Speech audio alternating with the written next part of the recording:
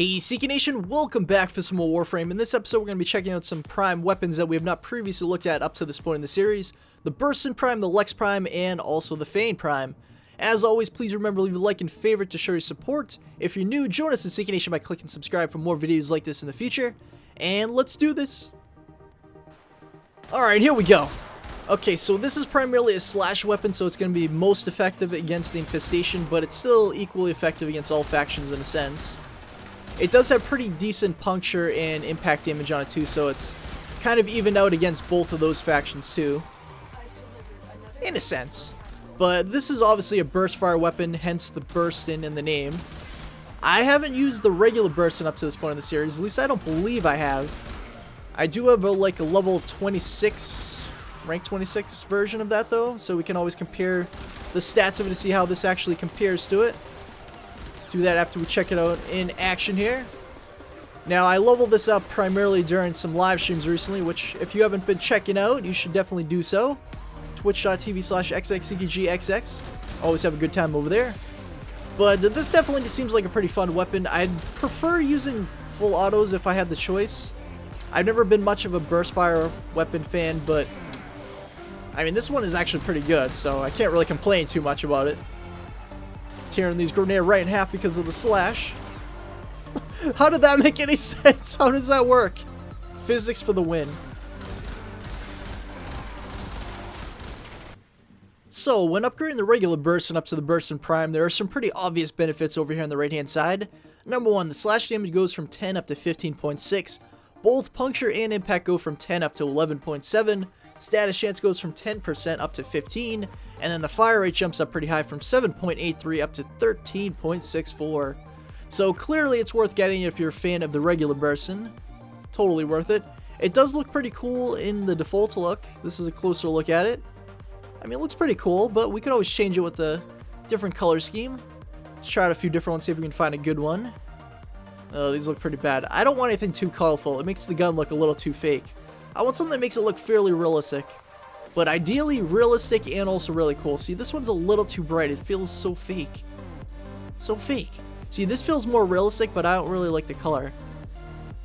Okay, there we go. Okay. I don't know, I kind of like this one. Yeah, this one feels pretty good. It feels pretty good. Okay, so let's look at the mod setup we have on here. So because it's primarily a slash weapon, I was taking advantage of that with this build. This obviously isn't the best build you could possibly have on here, but gives you an idea of what I was using during that mission. So Serration, go-to mod for all primary weapons. It increases the base damage. Split Chamber increases multi-shot, which in turn increases the damage because you're firing more shots per bullet. And Heavy Excalibur increases damage at the cost of some accuracy. Fang Fusillade increases slash damage by a lot, 120%. And then Sawtooth Clip also increases it, but not quite as much with only an additional 30%. So I have both of those on there. I mean, I probably wouldn't have them both if I use some formers on here and really come up with a much better build. I know I need at least 2 formers so I can get 2 more mods on there, but more than likely I might need probably 3 because I just barely got this on here and it's unranked. And I'm using Speed Trigger to increase the fire rate. So I do need more than likely 3 more formers to get it into a better build. I might put some viral damage on there. I've been on like a viral damage fever lately, putting out all my weapons. It's Lex Prime time, there we go. So this one's primarily a puncture weapon, so it's going to be especially effective against the Grenadier here. Puncture right through their armor. Get right down to their flesh and just destroy their soul if they even have one, I don't know. I don't really know the answer to that, but anyways. This one operates kind of similar to the Vacor Merlock, which, as you may know, is my favorite secondary weapon in the game at this point. I've been saying a lot lately. This is one-shotting all these enemies. I have the puncture damage over 1,000, so it's pretty powerful right now. And I also have a viral damage build on it. I think I need to use a couple of formas on this one as well. We can take a look at the mod setup after this. But just give you an idea of what I'm working with right now. I feel pretty good about this. I mean, I know I like the Rate to Win Vipers for the most part for secondaries for most of the series, but lately I'm realizing that they really aren't that great at all. Not even close. I mean, you can fire a lot more bullets, but the bullets that are coming out are a lot weaker than these ones. Even though this is only 1 bullet at a time, it's really doing major damage with each bullet to the face. Okay, dodged me like a boss, but it didn't work out. So now if you're a fan of the regular Lex and you want to upgrade to Lex Prime, there are some pretty big benefits to this as well. So we can see on the right hand side, slash damage goes from 7 up to 15, puncture takes a pretty big jump from 56 up to 120, and then impact goes from 7 up to 15. And the status chance goes from 10 up to 25, that's pretty good, take advantage of some elemental damage. Magazine goes from 6 up to 8, fire rate goes from 1.08 up to 2.08, and then the critical chance goes from 15 up to 25, so this thing is a beast in comparison to the regular Lex. So we're going to grab that, and this is a closer look at it. It does look pretty cool in the default color scheme, but I think we can do a little bit better, so let's personalize it a little bit. About something. Oh man, we got a good one the first try. First try. I know it's only black and white as you can see on the left, but I don't know, that works out pretty well. I like it. Alright, let's just go with it. Let's roll with it. Okay, so the mod setup I was using on there is pretty similar to most of my secondary weapons. So we have Hornet Strike for damage, the base damage. That's a go-to mod for all secondaries. Barrel Diffusion is the multi-shot. Again, this increases base damage because each bullet fires multiple bullets every time you pull the trigger. Critical Chance, obviously you have to take advantage of that high 25% that's already on there. And I got up to 55% over there on the left with the maxed out version. Lethal Torn is really good. You get this one from Nightmare missions. I've gotten quite a few of them, just running through them over and over again. And this increases the fire rate and also the multi-shot, so more damage. And then No Return, I'm increasing the base puncture damage. Target Cracker, increasing the critical damage, take more advantage of what the critical chance does. And then I also have a little bit of toxin damage on there. Unfortunately, I don't have enough to put the actual cold mod on there to get viral damage, but 705 toxin is still pretty good. But you can see I got the puncture up to 1500, so it's going to tear right through a lot of these Grineers. Obviously, I need to put a couple of formas on this. I mean, at the very least, I'm going to say at least one, but I actually want to have 2 on there so I can actually upgrade this to the max rank. This one takes so many different fusion cores and credits to get to the max, but it'll be worth it when I eventually do it. So yeah, it's going to require at least 2 formas, so we can take a better look at it later. Get a more hardcore build on there, I'm sure. And now it's puncture time. Just kidding, it's Fang Prime time. So these are primarily puncture weapons, so that means they're best against the Grineer. They also have some impact, so it kind of works against the Corpus, but no slash, surprisingly, which is surprising because they're swords. They have edges, you'd think there would be slash damage, but I guess that's not always the case in this game. But I mean, these are decent. I don't think they're great by any stretch of the imagination. Obviously, if I do a slide attack, I'm taking these out in basically one hit. Wow, it's a pretty good reward. Nice, nice. 5 rare fusion cores, I like it. So with the slide attack, it's taking them down in one hit. This is again the Ceres mission. They're all level 30 plus. Now just attacking them straight out, it takes like 2-3 slices to get through them. Test that out.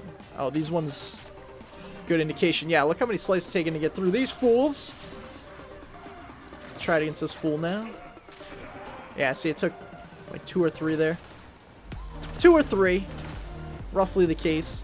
So I don't think these are really great for endgame. I also have a viral build on here too, so that's helping attack their base health.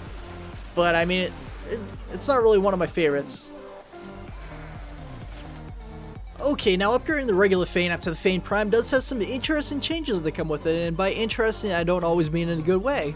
So, interestingly enough, the regular Fang does have slash damage on it, but it drops down to 0 on the Fang Prime, and then the impact also drops from 4.5 down to 3.6.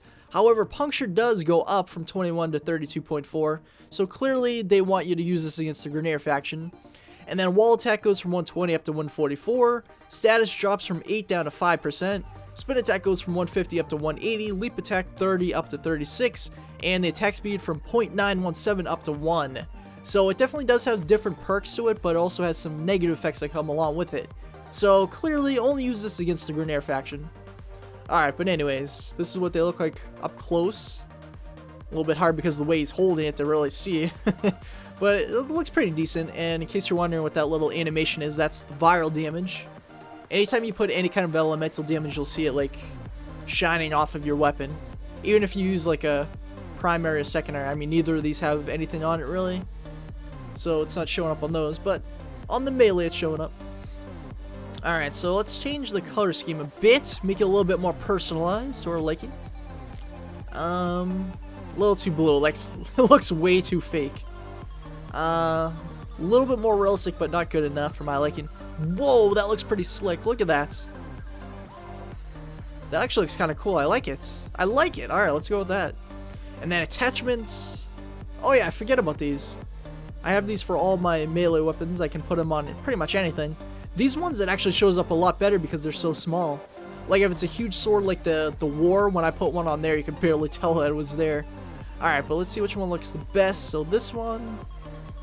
Yeah, I think it's a little too big. Yeah, that kind of works nicely. The chain.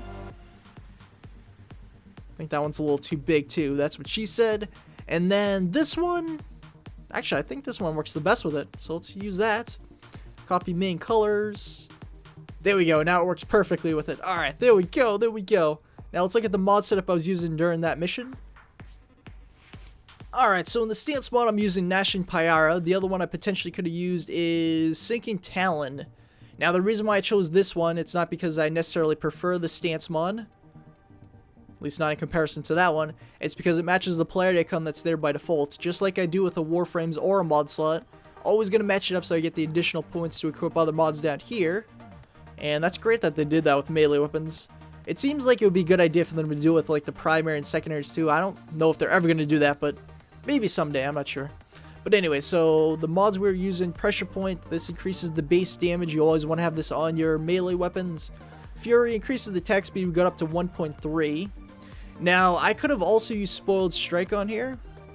Just find that really quick. Now, this would increase the damage by a good margin, however, it decreases the attack speed, so I chose not to go with that, because I think it's better to have certain weapons need to be faster rather than more powerful. And I think this is the case with one of them. I think the dual Ichor also a similar weapon to that too.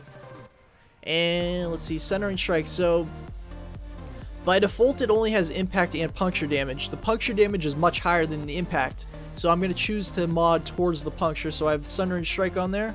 Gives an additional 90%.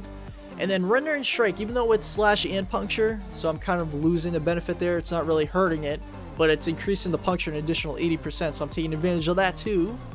And then these last four mods are two cold damage mods, Vicious Frost and North Wind. And then Fever Strike and Virulent Scourge are both toxin mods. Those two combined create viral damage, and I got up to 237. Probably not the best modded setup I could potentially use on here, but I just want to try it out. I really like the viral damage lately. Just on that viral damage kick, but it worked out pretty decently. I just don't think the Fang Prime is really a great weapon myself. Anyway, Seeker Nation, that'll about do for this video. I hope you enjoyed as always. Remember to show your support by clicking like and favorite if you did. If you're new, join us in Seeker Nation by clicking subscribe for more videos like this and from other games in the future. And also, if you haven't already followed my live streams yet, you can follow me on twitch.tv/xxSnEaKyGxx. I stream over there almost daily, and we always have a great time over there. Also, if you're not part of our Discord community, you can find a link in the description. It's completely free, and it's awesome over there too. And I will see you next time.